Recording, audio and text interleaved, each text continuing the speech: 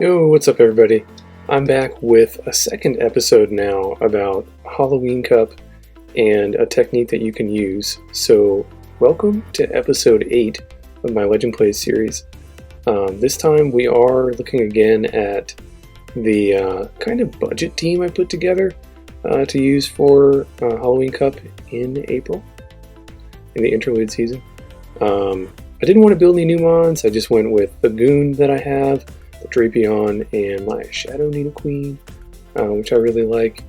And today's focus is going to be on when to bait and when to nuke, or in other words, when to throw big. And so basically this is about when to use your charge move that does maybe a little bit of damage and is not the big move, and it's cheaper on energy, in other words baiting, and then when to use the bigger move that goes to land the bigger damage. Alright, so with that said, I'm going to hop into the first match. Battle starting. Here we go. We've got Obstagoon into Frost. So decent lead for me as long as I elect to overcharge. Okay, they come in with Crustle, which is tempting me with an even better matchup here. So I am going to go, both moves here would do quite a bit. I'm going to go for these cross chops to see how fast I can take this down, since I know it will do quite a bit. Not going to shield these X scissors. Going to over farm a little bit and then dip out, because basically I want a lead. I want an energy lead for when that Frostlass comes back in. Ordinarily not the greatest idea to switch your Drapion into a Crustle and tank a Rock Slide, but I let that go because I think that I can start to outpace, except they come back in with their other rock throwers. This is like a rock hole, a smackdown hole. They come in with a Tyranitar. So, fortunately, either way, if I come in Goon here, I can do some damage, and then I have to figure out what do I do with the Queen. I decided to go in Queen here because Queen can tank whether it's a Crunch or a Stone Edge. I do decide to shield to try to build energy, and then I can at least go for an Earth Power. So either I'm going to get a shield or I'm going to get most of a Pokemon here. I get the damage landed. They must have thought I was going to bait. So then I remove Nidoqueen out of the picture and go ahead and start unloading the energy that I built up with the Obstagoon. Get my second Night Slash off, and now they have the choice to either let it go or to shield, and they burn their second shield. And now I just need to shield and build up energy to try to land an Earth Power if I can. Now they did throw energy. Okay, they did throw energy from their Tyranitar, their Godzilla. And I outpaced to the Earth Power. And the big damage paid off now, just as it did when they didn't shield it. Okay, so baiting and throwing the big move, it is always a 50-50. They're trying to figure out, are you going to throw it or not? And so they must have thought I was not going to, and then I did. And it paid off. Alright, match 2, we've got Obstagoon into Godzilla, and so they're probably going to swap out because we get to do that super effective damage with counters, even though it's non-stab. We see the swap to Grimer, and I'm just going to try to do as much damage as I can and see if I can even outpace. Trying to remember which one of us ended up outpacing here in this matchup, but I don't have to shield as much of the Sludge. I mean, the Sludge and the Crunch I think do roughly about the same, but I think Crunch would have been, even if Sludge does a little more, I think Crunch is still more energy efficient coming from that Grimer. And so now I have to decide, can I get to another Crunch before they get to their next crunch, and I can. So I go for it, and if they go down a shield, they do, I have to decide, is this worth keeping? If they let me, I can't even get to it. Okay, so they get to farm me down, and I think their jabs are doing more than my stings. And so now I have to decide, do I take this or not? I know there's a rock thrower,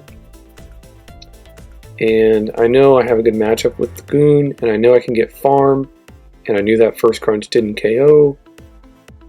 And so now they come back in with the rock thrower, and I'm going to go to throw big, because maybe they're just trying to do damage. I don't know what their backline is yet.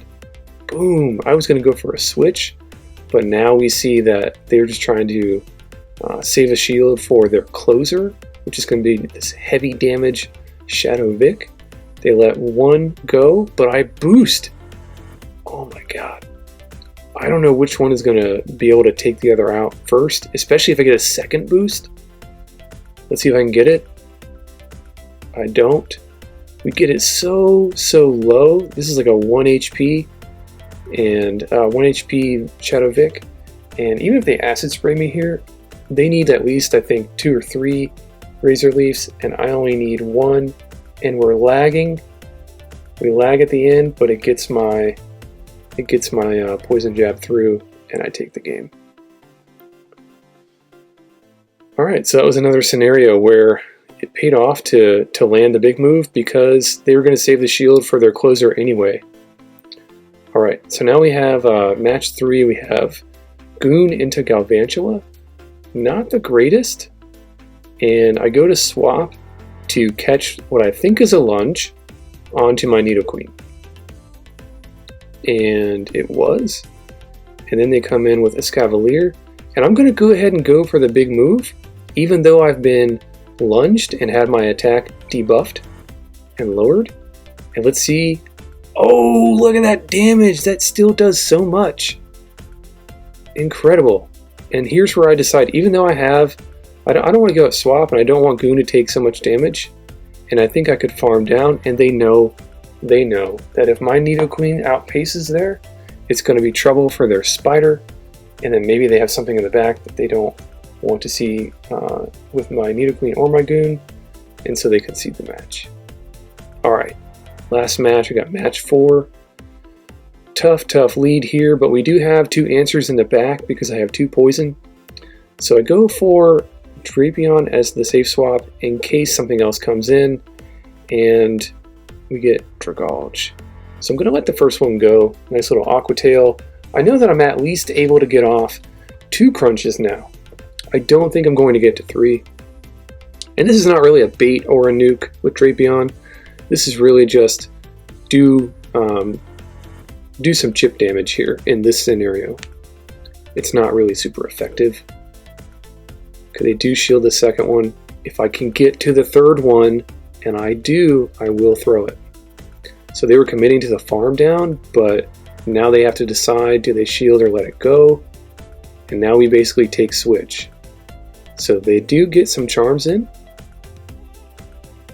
but I get to come in with my Nidoqueen, and here's where I get to decide, what do I want to do here? I am going to commit a shield to protect the Queen to close out the Alola Ninetales, but I decide, you know what? I want to see if they're going to part with their Sableye or their shield, and I go for this big damage. Boom! Earth Power lands, and they know that's GG. They know that's GG. At that point, I would have even had to switch out to the Goon.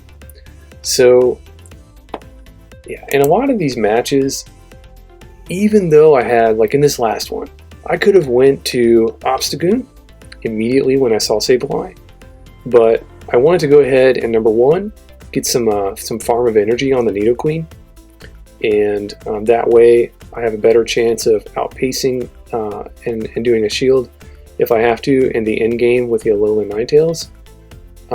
Plus, at that point, I decided, you know what, I don't want to end up shielding a return.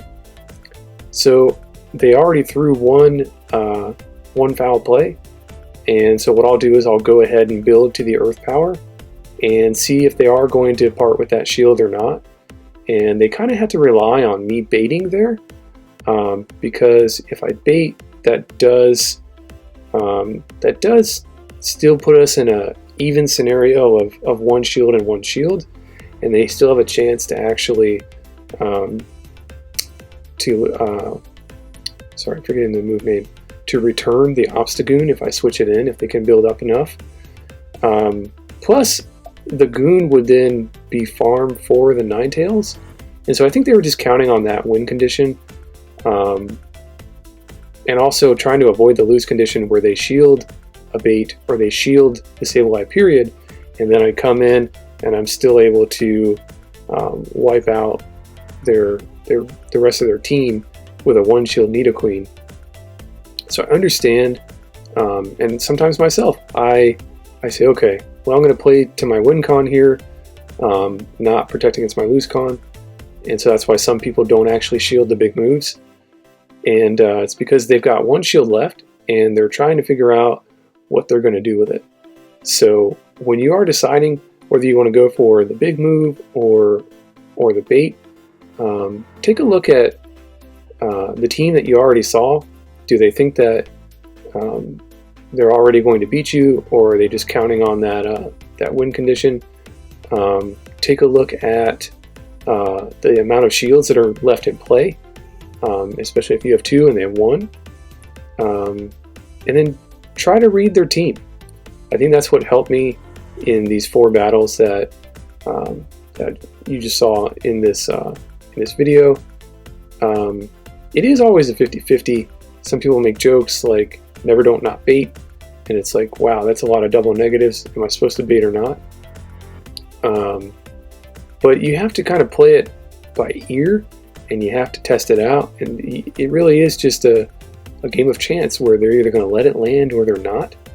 And that doesn't mean this whole video was pointless, but it does mean that you never completely know for sure whether they're going to interpret it as a bait or a nuke or not, and you do have to form some kind of strategy behind it, and you also still want to consider things like, are they motivated to hold on to their shield because they only have one left? And in those scenarios, you may find that they're just going to let it go through. There's also other considerations at play, like some people think Nidoqueen's just always bait, and they think, okay, this is definitely going to be a Fang. But we saw the Earth Power land on a Sableye as well as on a Frostlass, and on the Godzilla, the Tyranitar, in some game-changing ways, where either the opponent was in the end game and that changed my matchups with what they had remaining, or it led the opponents to decide, you know what, this is not winnable. I've already seen the first 2 of his team, and now that he just Earth-powered my swap, this is not going to work, and they were able to decide to concede the match. So again, use this decision making about when to bait and when to throw big. Use this with the other mechanics of the game. There's really not one hard rule here, except this: if there's no shield on the opponent's side of the field, you could go big as long as you are confident that the other parts of the in-game scenario don't spell disaster for you. So even if there's no shield left on the opponent's side, if you think they have been counting pretty smoothly and they could catch it, you want to be careful when you're going to throw it. If you need to over farm, consider that as well. But yeah, definitely use this decision-making criteria of what to consider. Use this toolkit with the broader toolkit of the other mechanics of the game as well, and the other skills in the game, like deciding whether you need to let things go, also paying attention to their energy management, and paying attention to whether or not the next events after you throw your big move are in favor for you or for the opponent. So when you're making these decisions, make sure it really is the best decision for you and the outcome that you need for the rest of the match. With that said, I hope you guys enjoyed. Peace out.